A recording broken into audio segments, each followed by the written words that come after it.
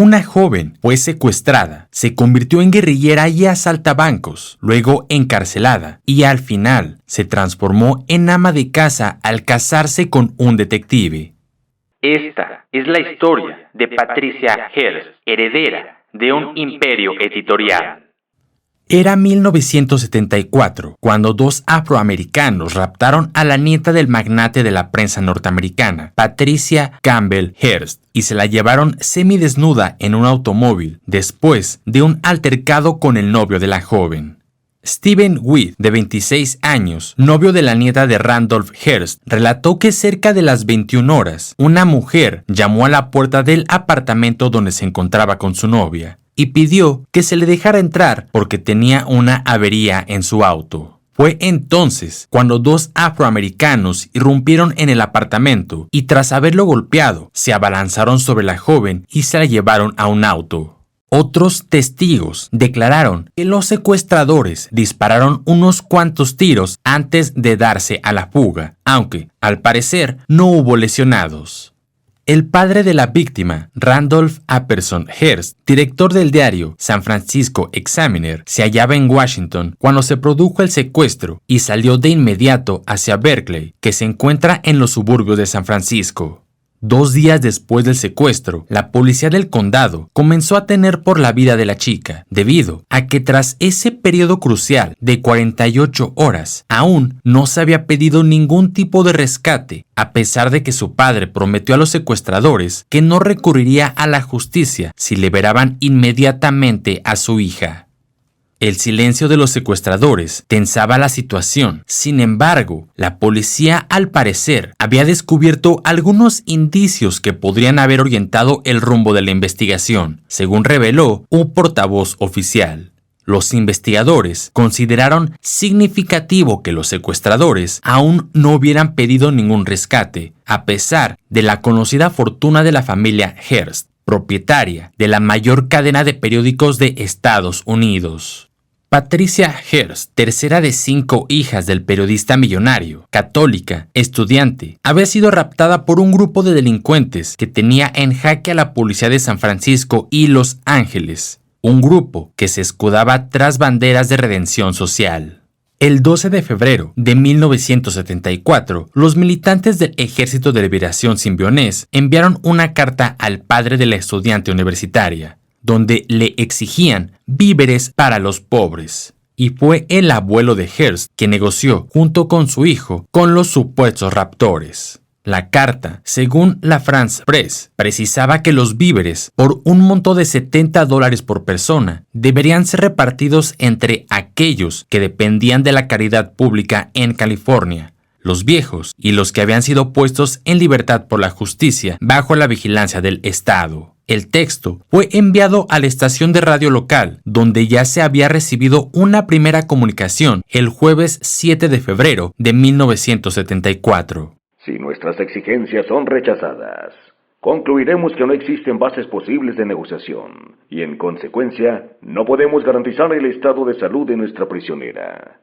Se exigía, además, que un diálogo entre Patricia y uno de sus secuestradores fuera difundida por radio y que junto con el texto de la carta enviada a Randolph fuesen publicados por la prensa.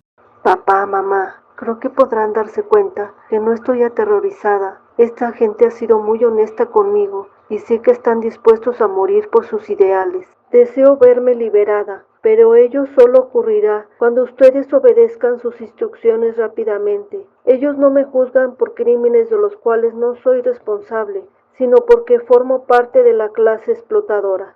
La France Press agregó al día siguiente que Randolph Hearst decía que las exigencias de los secuestradores de su nieta eran imposibles de satisfacer y se comprometió a realizar una contraoferta en 48 horas. Decía que la provisión de víveres a todos los indigentes, los viejos y los exconvictos de California, a razón de $70 por persona, costaría más de $400 millones. Patty, estamos felices de saber que estás bien. Tu voz nos pareció un poco fatigada, o tal vez te dieron calmantes. Parecías estar normal, y estoy seguro de que quienes te detienen dicen la verdad. Quiero hacerte saber que estamos asustados porque las exigencias son imposibles de satisfacer.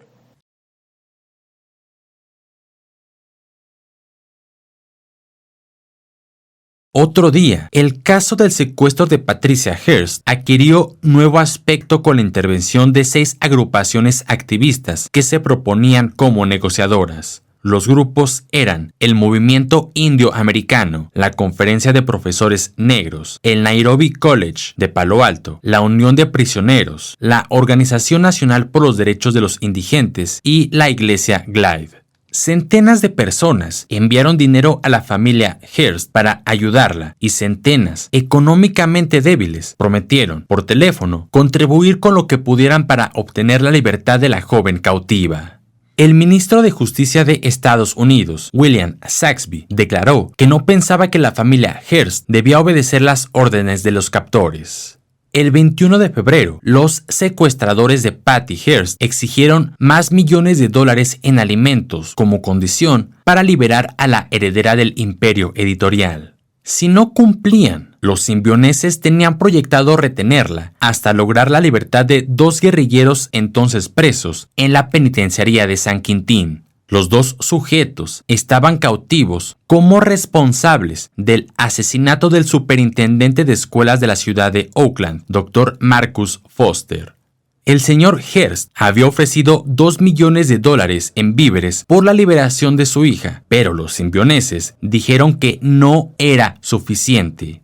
La repartición de víveres produjo incidentes cuando un camión de reparto no pudo abrirse paso entre la multitud y fueron arrojadas latas de sopa, carnes, leche en polvo y otros alimentos. La France Press publicó el 25 de febrero de 1974 que el secuestro de Patty permitió revelar ante el mundo la miseria de los pobres y oprimidos en Estados Unidos.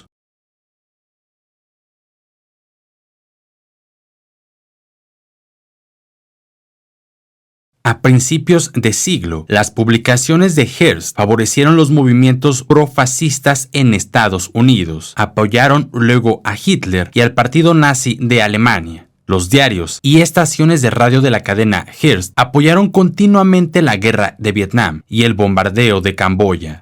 Pero entonces, el caso dio un giro inesperado, ya que poco después comenzaron a aparecer ciertos mensajes en que Tania, el nombre de guerra adoptado por Patty, enviaba a su padre los peores calificativos. Entre otras lindezas, lo llamaba cerdo. A mediados de mayo de 1974, Patty Hearst y 2 miembros del ejército simbionés fueron inculpados en ausencia por la violación de la legislación sobre armas, posesión y utilización de armas automáticas en Los Ángeles, California. Los 3 consiguieron escapar. Ellos estaban considerados como presuntos asesinos del Dr. Marcus Foster en los suburbios de San Francisco. Fue después de esa fuga del trío cuando la policía identificó a Patty Hearst y lanzó gigantesca cacería que pronto dio frutos.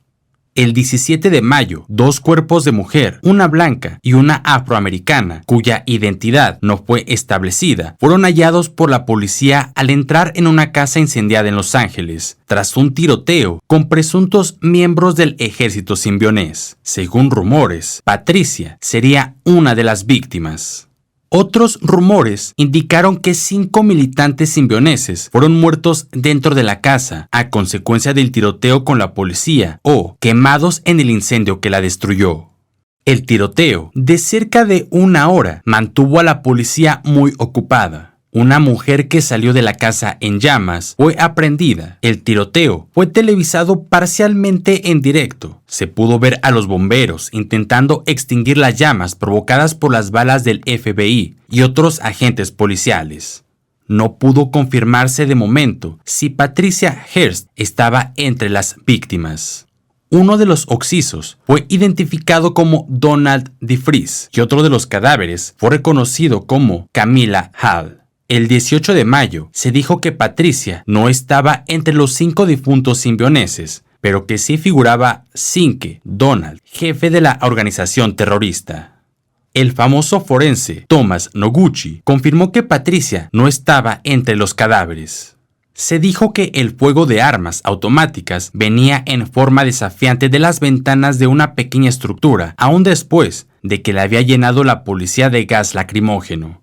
La batalla duró más de 2 horas y la residencia fue consumida por las llamas.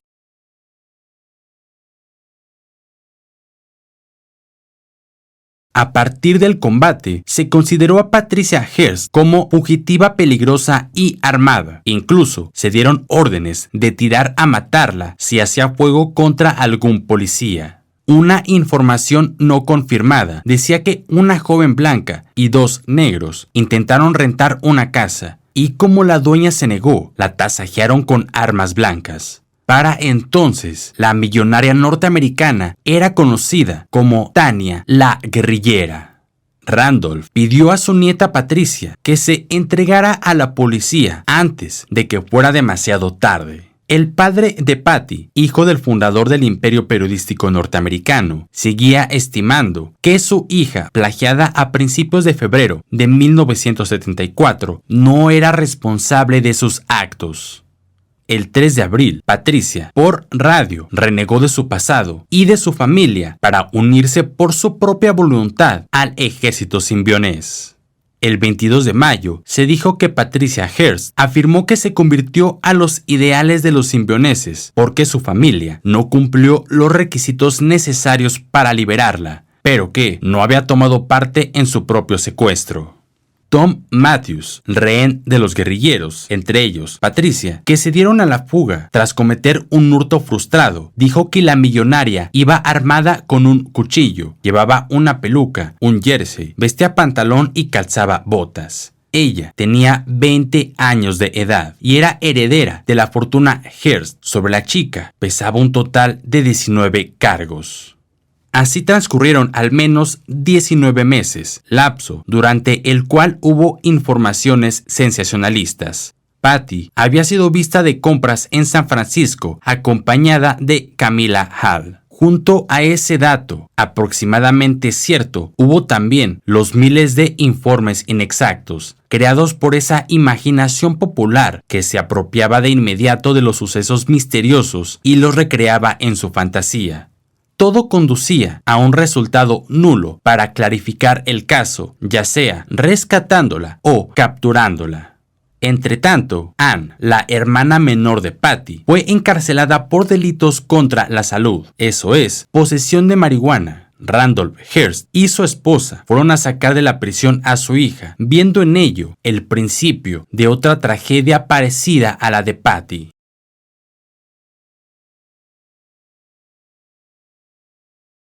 El 22 de septiembre de 1975, un mensaje llegó al domicilio de los Hearst. Una chica muy parecida a Patty había sido detenida en la cárcel de San Mateo, California. El dato fue tomado con desgano, pero sin fallar la fe en que esto habría ocurrido. Efectivamente, era Patricia Hearst, quien en apariencia no mostraba arrepentimiento de su aventura de casi 2 años entre los guerrilleros. Incluso en las fotos se le veía alegre, haciendo el signo de la victoria con los dedos y con un dejo de desprecio para sus progenitores.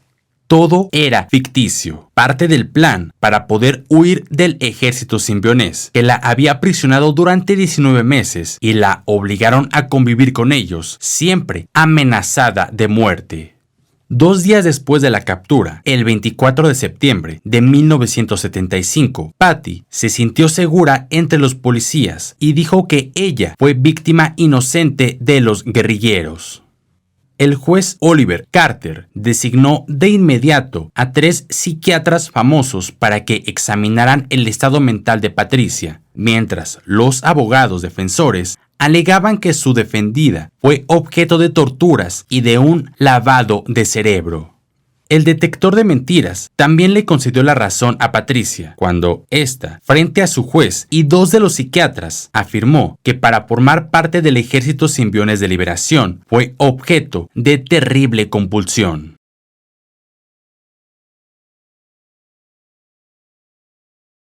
El 28 de enero de 1976, la joven heredera de una de las fortunas más cuantiosas de Estados Unidos se presentó con las manos esposadas y una cadena alrededor del cuerpo ante el juez Oliver Carter. Sonriente, vestida con un conjunto marrón y blusa de fina tela estampada, Patricia se dispuso a asistir al proceso que se le inculpaba por robo a mano armada a un banco en San Francisco. El rostro delgado y pálido de Patty observaba el procedimiento, sabiendo que de aquellas personas dependerían sus entonces próximos 25 años, ya que si el jurado la declaraba culpable, desaparecería detrás de las rejas de una cárcel californiana. Finalmente, la millonaria liberada ofreció una fiesta para celebrar, y de lo último que se supo de ella fue que había decidido portarse bien por el resto de su vida, en compañía de un agente policíaco que supo enamorarla paulatinamente. Ellos se casaron en una ceremonia más o menos privada y hasta 1988 la pareja seguía unida, según se informó, muy lejos ya de los recuerdos del violento Ejército Simbionés de Liberación. Con el paso de los años, participó como actriz en varias series de televisión y escribió libros contando su aventura que marcó un antes y un después en la familia Hearst.